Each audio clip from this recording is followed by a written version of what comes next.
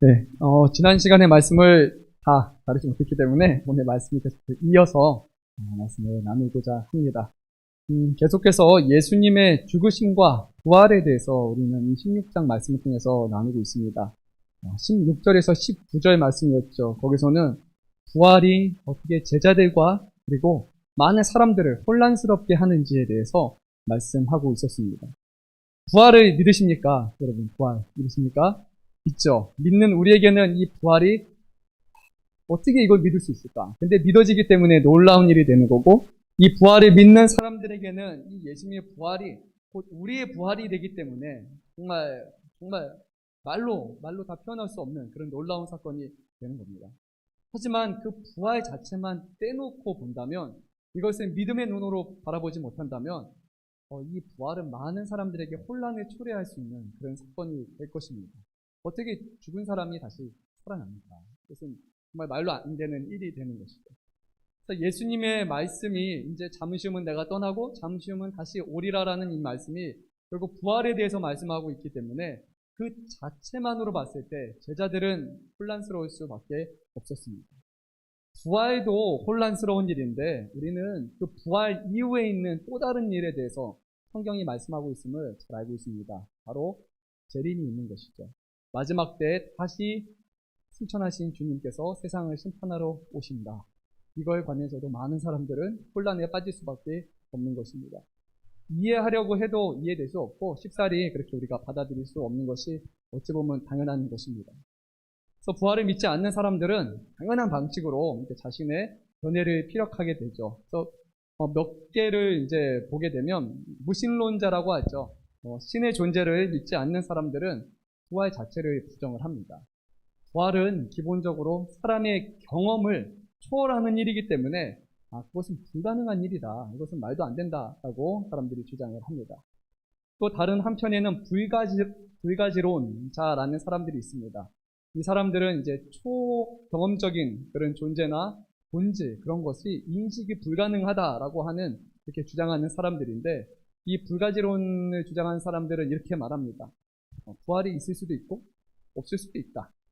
정확한 것을 우리가 알 수는 없지만 그럴 수도 있고 아닐 수도 있다. 그런데 너무나 오래된 사건이고 지금 현재 과학적으로 입증이 불가능한 것이기 때문에 지금 이것을 증명할 수 없다. 그래서 우리가 받아들일 수 없다라는 그런 입장을 취하는 것이죠.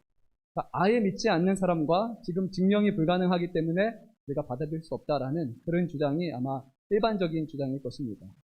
또 다른 사람들도 있습니다. 이 사람들은 그래요. 부활이 있을 수 있습니다. 실제로 예수님이 부활하신 것 충분히 가능한 사건입니다. 그런데 어때요? 지금 우리가 그것을 생각할 필요는 없습니다. 라고 생각하는 사람들이 있습니다. 부활은 아직 나중의 일이니까 좀 우리가 부활하기에는 이미 우리가 죽으려면 한참을 남았기 때문에 그러니까 우리가 지금 그거에 대해서 고민하기보다는 현재, 오늘 우리에게 당면한 문제 그것에 더 많은 관심을 두고 사는 것이 더 지혜로운 것이다 라고 이렇게 말하는 사람들도 분명히 많이 있을 겁니다.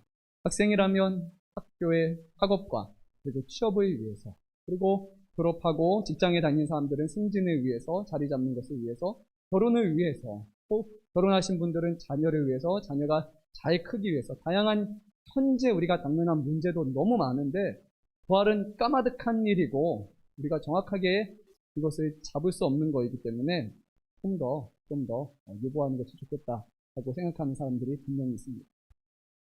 그러면 성경은 과연 이것을 무엇라고 말하는가? 사도 바울은 매우 간단 명료하게 말합니다. 이렇게 생각하는 모든 것들은 결국 허망한 것이다. 사도 바울 닮는 것 같습니다. 허망하다, 헛되다, 허망하다라고 말합니다.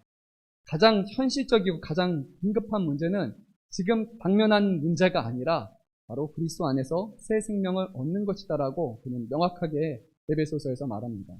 4장 17절에서 20절까지 이어지는 말씀에서 이렇게 말하는데 제가 몇 개의 구절만 읽도록 하겠습니다. 그러므로 내가 이것을 말하며 주 안에서 증언하노니 이제부터 너희는 이방인이 그 마음에 허망한 것으로 행함같이 행하지 말라. 어두워지고 그들 가운데 있는 무지함과 그들의 마음이 굳어짐으로 말미암아 하나님의 생명에서 떠나 있도다. 그들은 감각이 없는 자가 되어 자신의 방탕에 방임하여 모든 더러운 것을 욕심으로 행하되 오직 너희는 그리스도를 그같이 배우지 아니하였느니라 라고 말하고 있습니다. 그러니까 부활을 중요한 문제로 여기지 않는 이유는 사람들이 어두워졌고 무지하고 마음이 굳어졌고 그들 안에 하나님의 생명이 없기 때문에 이것을 중요한 일로 여기지 않는다는 겁니다. 하나님의 생명이 그 안에 있다면 이게 당면한 가장 중요하고 가장 긴급하고 가장 큰 문제라고 이렇게 여기는 것이 당연하지만 이방인들처럼 하나님을 알지 못하는 사람들처럼 그들은 허망한 마음으로 없다라고 이렇게 말하는 것입니다. 심지어 하나님의 생명이 그 안에 없기 때문에 이 사람들은 수치에 대한 감각을 상실했다라고 말하고 자기 몸을 이제는 수치를 잊어버렸기 때문에 감각이 상실했기 때문에 방탕하고 죄악되고 그리고 세상의 정욕에 몸을 맡긴 채 그 모든 더러운 일에 대해서 세상의 일에 대해서 더 욕심을 부리며 더 열심히 수고하며 부단히 이루기 위해서 살아간다라고 말합니다. 뭐가 없기 때문이라고요? 하나님의 생명이 그 안에 없기 때문에.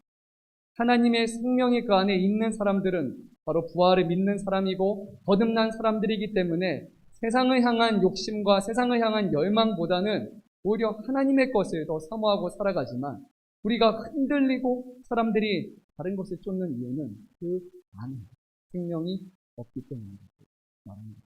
생명이 없으니까 그 생명의 근원 되시는 하나님께 가야 되는데 하나님께 생명을 찾는 것이 아니라 세상 어딘가에 있을 다른 것을 둘러보고 거기에서 열심을 다하고 거기에서 노력함으로 이 안에 나의 삶의 의미를 줄 수 있는 어떤 생명이 있을 것이다라고 그렇게 부단히 돌아다니며 산다라는 것입니다.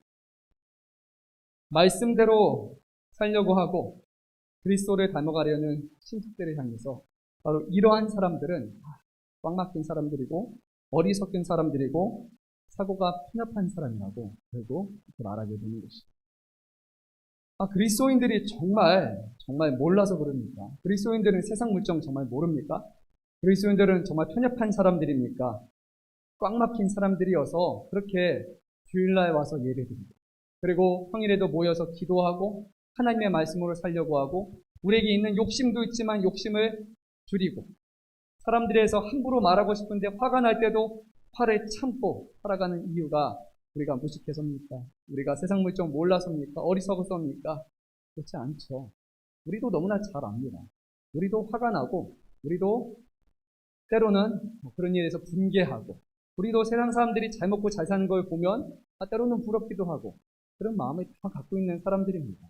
몰라서 그러는 것이 아닙니다. 하지만 그것을 추구하는 그 끝에 하나님의 생명이 없다는 것을 우리가 알기 때문에 그래서 그런 가치와 기준으로 살아가지 않고 하나님의 가치와 기준, 그리스도를 통해서 우리에게 보여주신 그 진리를 따라 하려고 하는 사람들이 바로 그리스도인인 우리인 것이죠. 맞나요? 여러분 그런 삶을 살아가고 있습니까? 몰라서 그렇게 사는 게 아니라고 저는 생각합니다. 잘 알아요. 다 압니다. 하지만 사도 바울의 고백처럼 우리의 육신을 쳐서 날마다 쳐서 우리의 정욕을 없애고 세상보다는 하나님 안에서 살아가려고 하는 사람들이 바로 그리스도인일 것입니다. 그 이유는 우리가 부활을 믿기 때문에 그리고 부활을 믿는 자에게는 하나님의 생명이 그 안에 있기 때문에 우리가 이제는 그것이 아니라 다른 삶을 살아가는 것입니다. 하나님의 형상을 따라 참 의로움과 참 거룩함을 믿고 살아가는 그 모습이 결국 변화된 사람들, 그리스도를 그 안에 모시고 사는 사람들의 그런 목표가 되어야 될 것입니다. 쉽지 않죠. 하나님의 형상을 따라 살아가는 것. 참 의로움과 참 거룩함을 있게 살아가는 것 쉽지 않기 때문에 우리는 기도하는 것입니다. 그렇게 유혹에서 이겨내기 위해서 날마다 기도하고 더 그리스도를 닮아가고 그분의 생명을 다시 한번 우리 안에 두고 살기 위해서 살아가는 사람, 바로 부활을 믿는 사람입니다. 예수님께서는 이제 이 제자들을 향해서 이 부활, 이것을 굳이 말을 안 하셔도 됐는데 제자들한테 언급을 하셨습니다. 왜 구태여 예수님이 잠시 떠났다가 잠시 돌아올 것을 말씀하셨는가? 두 가지 이유가 있었습니다. 제자들이 걱정하지 않기 위해서 제자들이 예수님이 십자가에 못 박혀 죽은 것을 볼 때 절망하고 그 짧은 찰나에 그들이 마음이 무거워질 것을 너무나 잘 아셨기 때문에 우리 사람들은 시각적으로 약하고 바로 보이는 것이 다라고 믿는 사람들이기 때문에 그것이 아니라는 것을 보여주시기 위해서 제자들의 걱정, 근심이 사라지게 하기 위해서 말씀하셨고, 그리고 걱정, 근심으로만 끝나는 것이 아니라 그 걱정, 근심을 이겨낼 수 있는 유일한 방법은 바로 그 걱정, 근심을 넘어서는 기쁨이 있을 때만 그것이 사라지기 때문에 바로 제자들에게 이 기쁨을 알게 하시기 위해서 발표해 주셨습니다. 예수님이 부활하셨다라는 의미를 잘 생각해 보면 이것은 그냥 신이 이 땅에 와서 신이 죽었다가 죽은 척했다가 신이 다시 살아나는 그런 모습이 결코 아닙니다. 그냥 신이니까 죽음을 이겼다라고 그렇게 말하는 그렇게 쉬운 것이 아닙니다.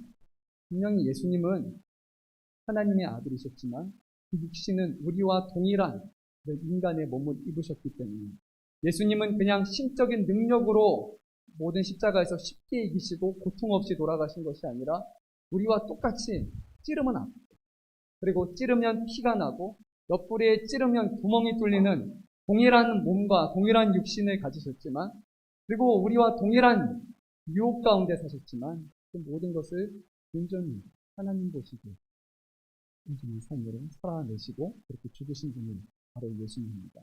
예수님이 미치시고 다시 부활하셨다는 것은 그냥 신이 살아난다는 의미가 아니라 이제 예수님과 동일하게 혈과 육을 입은 저와 여러분에게도 동일한 육신의 부활이 있다는 것을 분명히 말씀해 주는 사건입니다. 많은 사람들이 부활에 대해서 오해하는 부분이 아마 이거 같습니다. 우리가 죽으면 어디 가죠? 지옥 가실 분 없죠. 우리가 죽으면 믿는 사람들은 천국에 가겠죠. 그러면 우리는 거기서 끝나는 걸까요? 천국에서 영혼으로 살다가 그냥 끝나는 걸까요?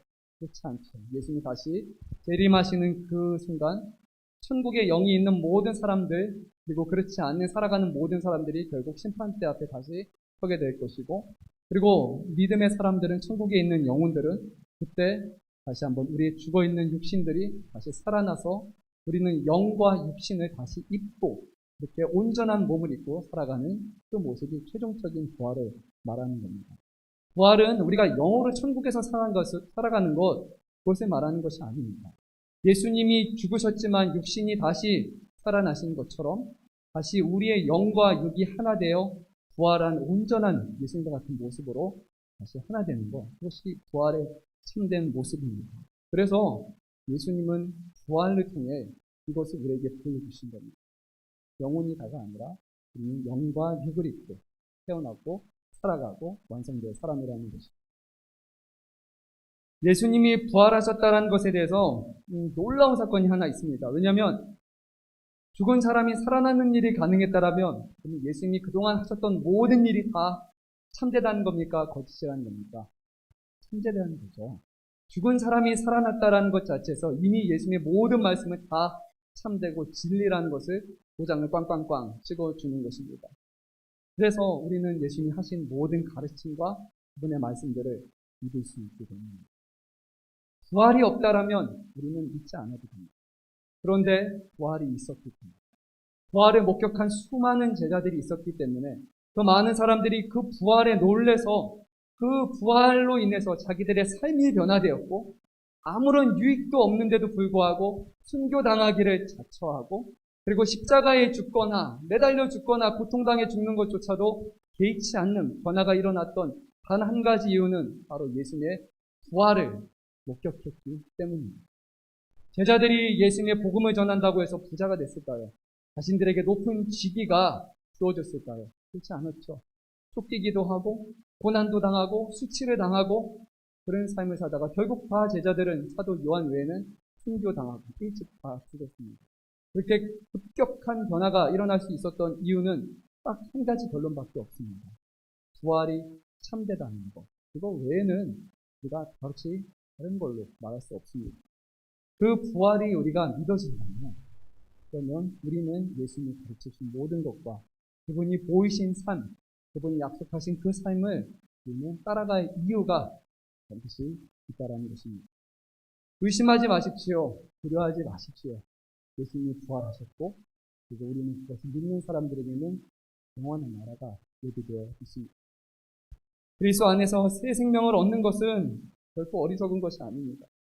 우리가 몰라서 순진해서 따르는 것 아니고 더 좋은 것, 바로 이 세상의 어떤 기쁨보다도 더 뛰어넘는, 우리가 도저히 이해할 수 없고 상상할 수 없는 그 기쁨이 우리에게 예비되어 있기 때문에, 약속되어 있기 때문에, 그리고 이 약속은 반드시 이루어질 것이기 때문에, 그래서 우리는 그것을 바라보며 살아가는 사람들입니다. 하나님 나라에는 눈물도 없고 슬픔도 없고 기쁨과 영광으로 가득 찬 그곳을 바라보면서 우리가 담대함으로 하루하루 살아갈 수 있기를 소망합니다. 오늘 23절에서 24절은 아주 중요한 말씀을 하고 있는데, 예수님의 부활로 인해서 우리가 이제 하나님께 나아갈 수 있는 길이 열렸다는 것을 의미합니다. 어떻게 보면 우리는 당연하다고 생각할 수 있습니다. 하나님을 아버지라 부르고 우리는 언제든지 하나님께 기도하니까요. 그런데 예수님이 오시기 전에 이것은 불가능했습니다. 예수님이 오시기 전에 유대인들은 어느 누구도 하나님을 향해서 나의 하나님이라고 부르는 사람이 없었습니다. 불가능합니다. 우리의 하나님, 이스라엘의 하나님, 우리 나라와 우리의 민족의 하나님이라고 부를 수는 있었지만 나와의 개별적인, 개인적인 관계로 하나님을 결코 부를 수 없었습니다. 그런데 예수님께서는 이제 부활하심으로 말미암아 예수님의 아버지 되신 하나님 아버지가 이제 우리의 아버지가 되는 놀라운 변화가 일어나는 것입니다. 히브리서 10장 19절에서 22절에 이 아주 중요한 말씀이 기록되어 있습니다. 제가 읽어보겠습니다. 히브리서 10장 19절에서 22절입니다. 그러므로 형제들아, 우리가 예수의 피를 힘입어 성소에 들어갈 담력을 얻었나니 그 길은 우리를 위하여 휘장 가운데로 열어놓으신 새로운 살 길이요, 휘장은 곧 그의 육체니라. 또 하나님의 집 다스리시는 큰 제사장이 계시네 우리가 마음의 뿌림을 받아 악한 양심으로부터 벗어나고 몸은 맑은 물로 씻음을 받았으니 참 마음과 온전한 믿음으로 하나님께 나아가자 라고 말하고 있습니다. 우리가 하나님께 나아갈 수 있는 근거가 뭐라고 말하고 있습니까?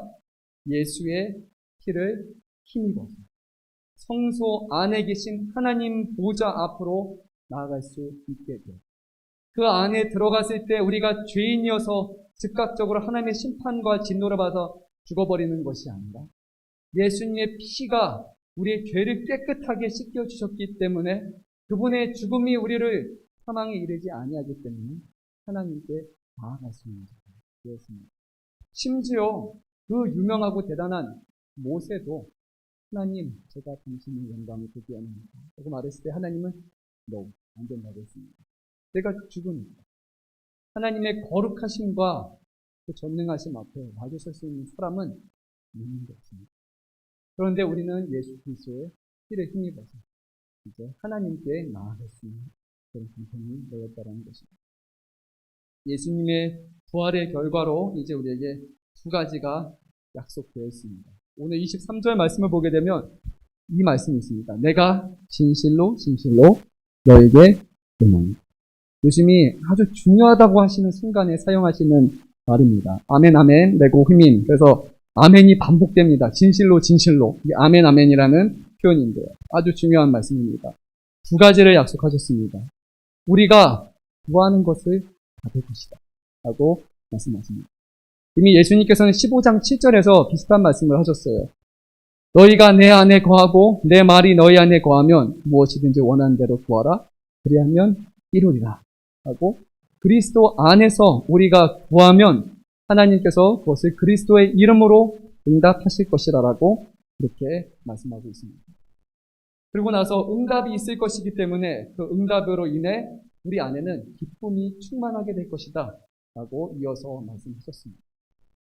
사도 베드로는 베드로전서 1장 8절에서 9절에서 다음과 같이 이렇게 고백을 했습니다. 예수를 너희가 보지 못하였으나 사랑하는도다. 이제도 보지 못하나 믿고 말할 수 없는 영광스러운 즐거움으로 기뻐하나니 믿음의 결국 곧 영혼의 구원을 받으리라 라고 말하고 있습니다. 그러니까 믿음의 최종적인 결국은 결국 영혼의 구원을 받습니다. 가장 최종적이고 궁극적인 기도의 응답은 무엇이라고요? 영혼의 구원이다 라고 그는 말했습니다. 사도 베드로는 영혼의 구원으로 인해서 우리가 말할 수 없는 기쁨과 영광스러운 즐거움을 얻게 될 것이고, 그리고 그 구원을 받은 사람들은 거기서 끝나는 것이 아니라 이제 구원을 받은 확증으로서, 그 표로서 하나님이 우리의 기도에 응답하심을 경험할 수 있게 된다고 오늘 예수님은 분명히 말씀하셨습니다. 이번에 제가 며칠 동안 자리를 비웠습니다. 그래서 죄송하지만 저만 제주도를 다녀왔습니다. 1년 동안 참다가 우리 가족과의 좀 시간을 보내야겠다라는 생각이 들어서 다녀왔는데, 그곳에서 이제 식당 한 곳에 방문을 했습니다. 예전에 우리 청년분들과도 함께 몇 분과 이렇게 같이 제주도 갔었는데, 그때 되게 눈에 띄는 식당이 하나 있었어요. 어떤 식당이냐면, 식당에 들어가면 안에다가 예수님 그림을 막 그려놓은 식당이 있어요. 혹시 기억나요? 네, 그쵸. 고기 끄덕거리기가 기억나죠. 특이해요. 예수님 그림이 막 그려있는 식당이에요. 보통 그렇게 그려놓으면 망하잖아요. 이제 교회 다니는 사람들이 너무 티내니까 사람들이 안 가거든요. 다른 데서. 근데 너무 잘 돼가지고 이번에 가니까 아주 크게 이렇게 새로 이렇게 지으셨더라고요. 너무 그리워서 뭐 음식도 괜찮지만 그거보다 아니 이렇게 드러내고 이렇게 장사하시는 분이 있다는 게 저는 놀랍기도 해서 이번에 또 찾아갔더니 다른 데로 이전을 했어요. 그래서 못 찾다가 간신히 찾아가지고 봤는데 제가 여차여차해서 그 그림 이렇게 있는 거 보고 너무 감격스러워서 다시 찾아왔습니다. 그러니까 너무 반갑게 맞이해 주셨어요. 그래서 한 1시간 반을 그냥 밥 먹으러 갔다가 대화를 이렇게 하고 왔던 것 같은데, 제주도에서 그분이 이제 가족 아무도 교회를 안 다니시고 혼자 믿음 생활을 하시면서 정말 너무 많은 체험과 간증이 있는 거예요. 약간 제주도 자체가 미신 같은 게 상당히 많은 지역이에요. 그리고 저도 처음 알았는데 집들에 그렇게 구렁이가 많다고 그렇게 얘기를 하더라고요. 뭐 그거 관련된 기도 응답과 얼마나 힘들었든지 뭐 저는 한 번도 경험해보지 못한 그런 어떻게 보면 좀 영적인 것이라고 말할 수 있는 그런 것들에 대해서 경험을 너무나 명확하게 말씀해 주셨고, 그 가운데 어떻게 기도함으로써 어려움들을 하나하나 이겨갔는지 정말 말을 끊지 않으면 하루 종일 하실 것 같이 정말 많이 그렇게 얘기를 하셨고, 그리고 그분의 그 체험과 간증을 통해서 자기의 남편, 믿지 않으신 남편, 가족 위에다가 계속해서 복음을 전하면서 그렇게 말씀하시더라고요. 예수님 믿으라고요. 왜 믿냐면 예수님 믿는 게 최고라고. 그분은 대놓고 사람들한테 얘기하면서 예수님 믿으라고 그렇게 공개적으로 복음을 전하시더라고요. 제가 보면서 너무나 감동이 되었던 것 같습니다. 정말 그분은 구원받았다라는 그 기쁨을 누리고 있는 분이었고, 그 구원받은 사람이 누리는 기도의 응답을 누리면서 사람들에게 만나는 음식점에 만나는 손님들에게도 예수님 믿으라고 그렇게 전하고 하시는 분이더라고요. 그래서 그렇게 믿음에 같이 나누는 분이 볼 수 있어서 너무 은혜롭고 행복한 시간이라고 그렇게 생각이 들었습니다. 물론 그분만이 아니라 우리 교회도 많은 분들이 정말 한 분 한 분 삶에 대해서 얘기하면 많은 기도의 응답과 체험들이 정말 많은 것이 있을 거라고 너무나 잘 알고 있습니다. 하나님의 자녀가 되었다라는 것은 그냥 자녀가 되었어 라고 살아가는 것이 아니라 그 가운데 기도가 응답되고 우리가 기대할 수 없는 일들, 초자연적인 일들이 우리 삶 가운데 이루어지는 것을 경험할 수 있는, 기대할 수 있는 삶이라고 분명히 말할 수 있습니다. 뭐 저조차도 그렇습니다. 가장 큰 놀라운 사건은 제가 목사가 된 거라고 저는 생각을 해요. 저는 죽어도 목사 안 된다고 했거든요. 희목 목사님이 목사님 되실 때 근데 전 기도했습니다. 저는 장로가 되겠습니다. 그리고 이왕이면 의사가 되고 돈을 잘 버는 장로가 돼서 제가 후원을 많이 할 테니까 목사는 절대 안 되겠습니다. 저는 뭐 평생을 기도했습니다. 목사는 안 되겠다고. 그런데 하나님은 초자연적으로 역사하십니다. 싫다는 사람을 마음을 바꿔서 하나님의 일을 하고 싶습니다. 주신다. 제가 보기에 가장 큰 기적이라고 분명히 말할 수 있습니다. 여러분 삶 가운데도 놀라운 일들이 분명히 일어나지 않았습니까? 부활에 대해서 보신 분 있습니까?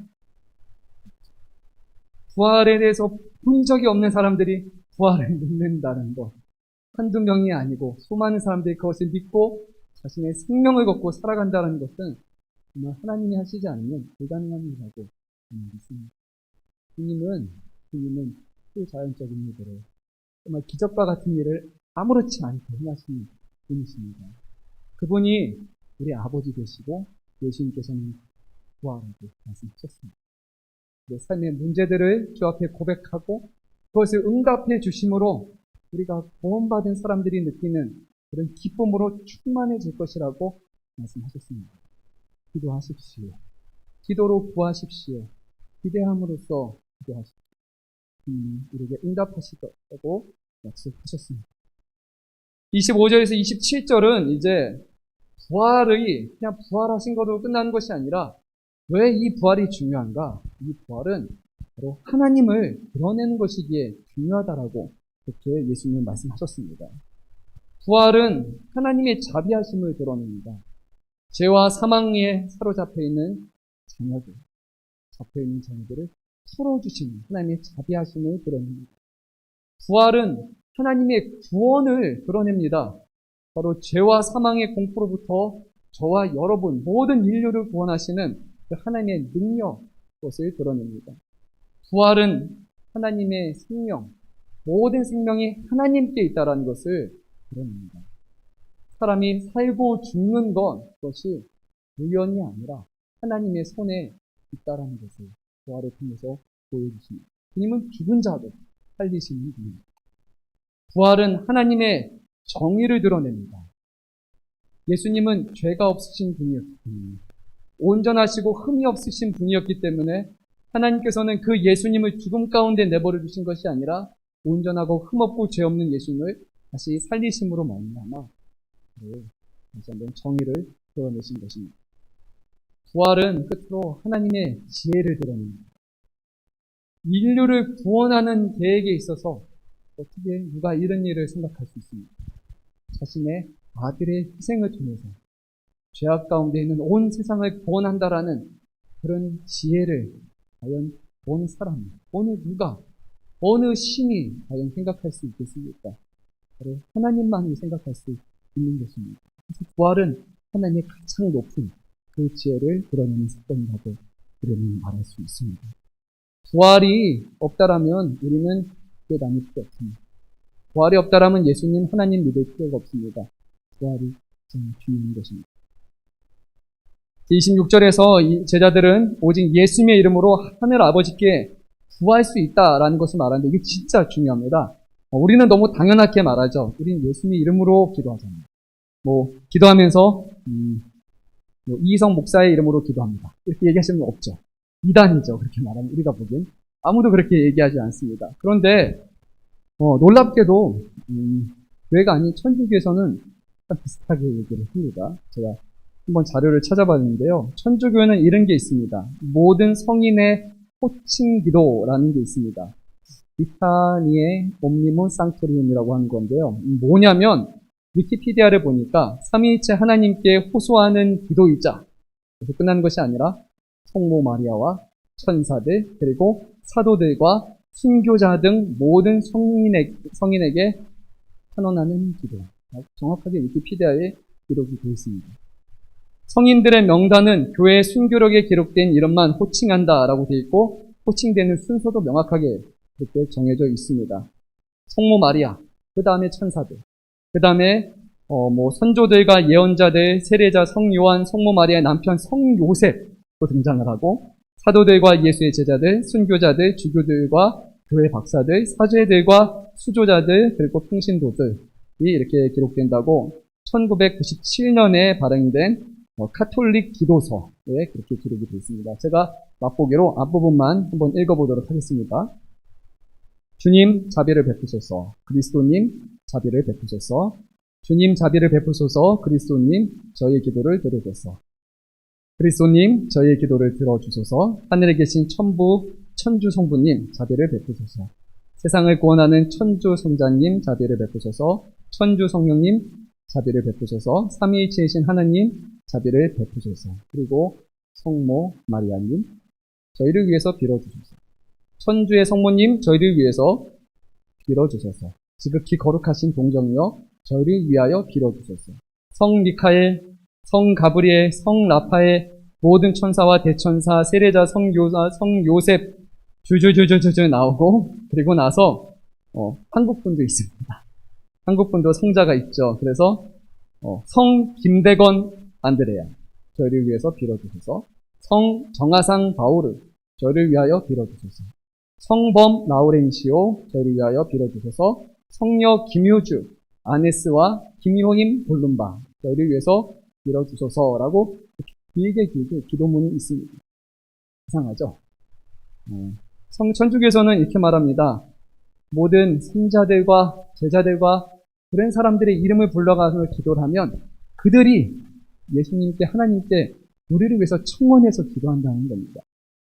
오늘 예수님은 뭐라고 말씀하셨냐면 너희가 나의 이름으로 하나님께 기도하라 라고 말씀했지, 어떤 성자의 이름을 열거하면서 어떤 성인과 성모 마리아의 이름을 불러가면서 기도를 하면 내가 응답하겠다라는 말씀을 주님은 하셨습니까? 하지 않았습니까? 하지 않았습니다. 하나님과 우리 사이에 있는 영원하고 유일한 중재자는 예수 그리스도밖에 없다라고 성경은 명확하게 말하고 있습니다. 다른 성자, 성녀, 성모 마리아 필요하지 않습니다. 그것은 사람들이 만들어낸 가짜입니다. 사람의 인간의 마음을 교묘하게 이용해서 그 제자들이한테 간구하면 더 잘 들어주겠지라는 말하는 거 성경은 말하지 않습니다. 예수 그리스도를 통해서 우리는 하나님의 성소에 들어갈 수 있는 자가 되었다고 이 성경은 말씀하고 있습니다. 예수님의 이름으로 기도하면 됩니다.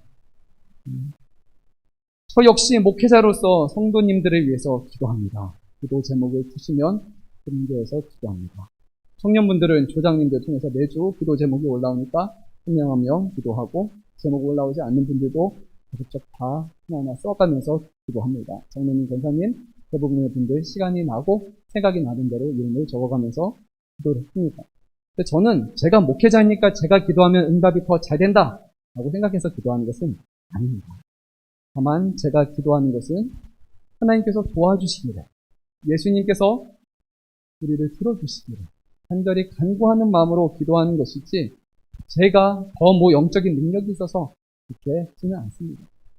하나님, 여러분이 예수님을 통해서 하나님께 가는 것이지 저를 통해서 예수님께 가서 하나님께 가는 게 결코 아닙니다.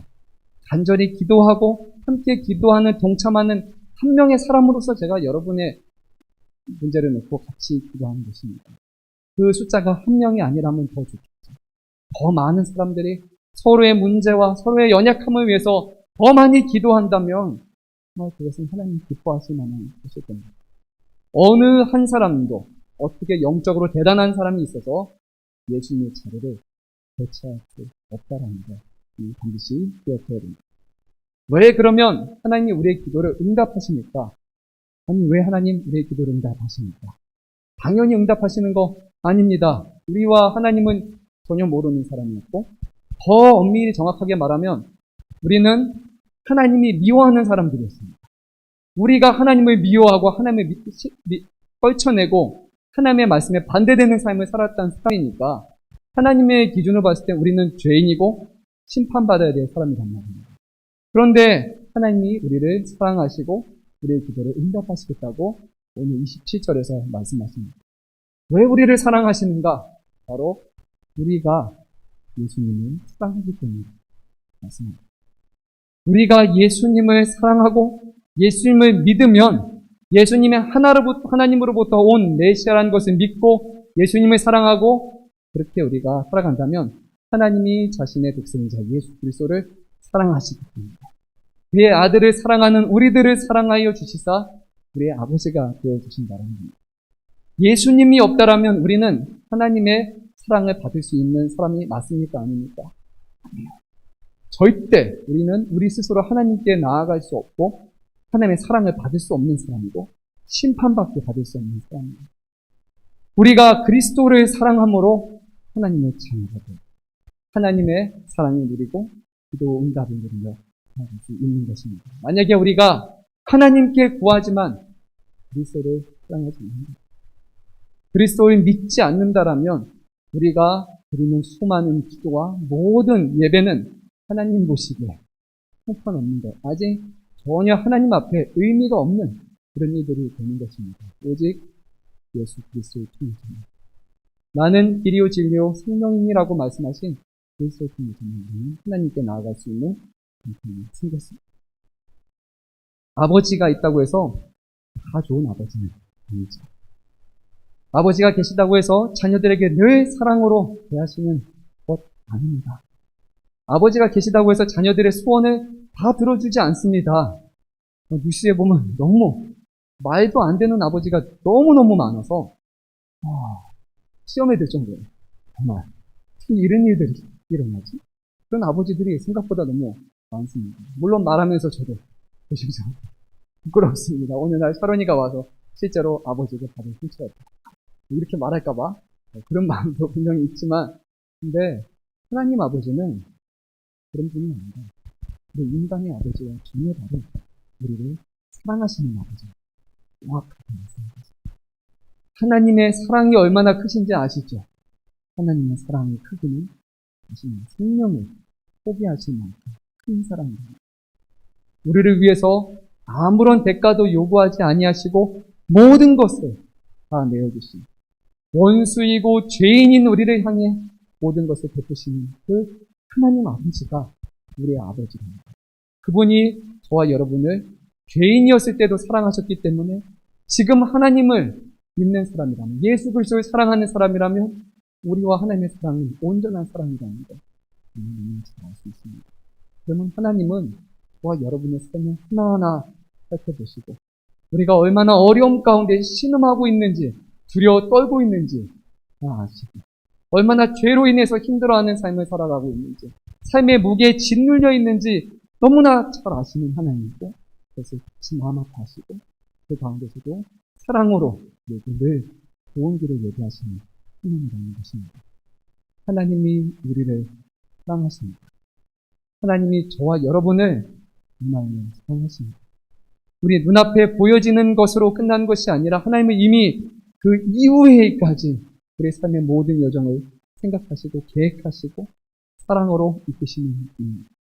하나님이 이끄심에 의심하지 마시고, 하나님의 따라가는 길이 좋은 길일까? 정말 우리가 잘 갈 수 있을까? 그런 마음이 아니라 주님을 믿는다라면, 예수 그리스도를 믿는다라면 그 길을 온전히 따라가시는 하나님이 얘기하신 참 좋은 길을 우리가 경험하고 살아가게 될 것입니다. 우리의 눈으로 하나님을 판단하려고 할 수 있고 하나님의 눈으로 모든 세상을 바라볼 수 있도록 우리가 그분의 인도하심에 순종할 수 있도록 간절히 소망합니다. 이제 예수님께서는 마지막 28절에서 자신이 아버지부터 왔다는 것을 말씀하셨고, 그리고 제자들이 이제 그 고백을 듣고 나서 우리가 이제 비로소 예수님이 하나님께서 보내신 메시아라고 믿습니다라고 얘기했지만, 예수님은 뭐라고 말씀하시냐면 그런데 얼마 후면 너희가 결국 나를 떠날 것이다 라고 말씀하셨습니다. 예수님은 너무나 잘 아셨어요.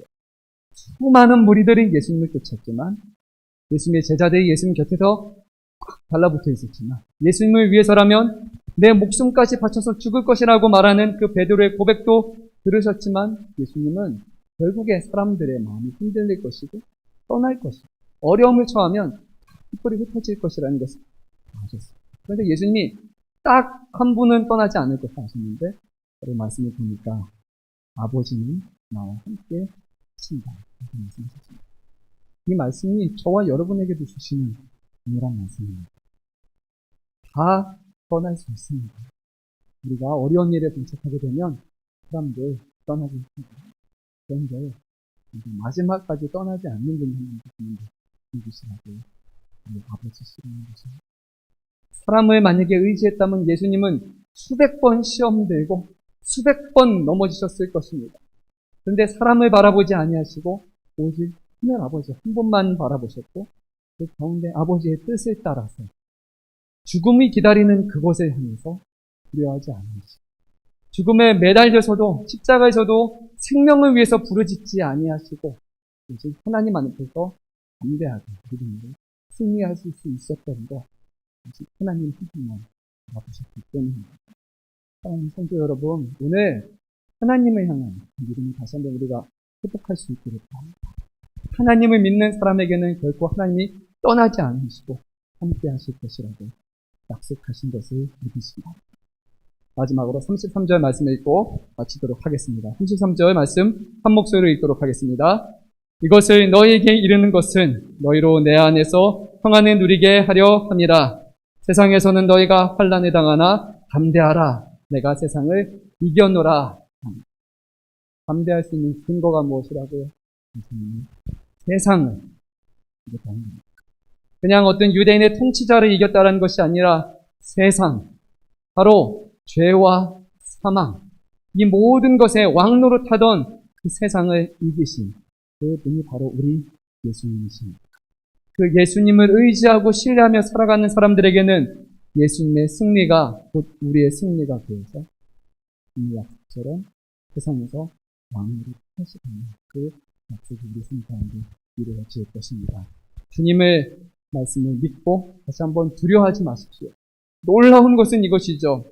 우리는 실패할 수 없는 싸움을 하고 있다는 것. 이미 승리하셨다라는 그 확신을 가지고 우리는 그냥 살아가는 사람이라는 겁니다. 그렇게 보면 너무 좋지 않습니다. 이미 승리가 정해져 있어요. 예수 안에 거하는 사람들에게는 세상을 이기신 하나님의 승리가 우리의 승리가 되었다라고 이미 명확하고 말씀하기 때문에 두려워할 것도 없고 의심할 것도 없다라는 겁니다. 주님을 향해서 질 수 없는 싸움, 패배할 수 없는 싸움, 살아가시기를 간절히 소망합니다. 시간 우리가 함께 찬송 한 곡 부르도록 하겠습니다. 원래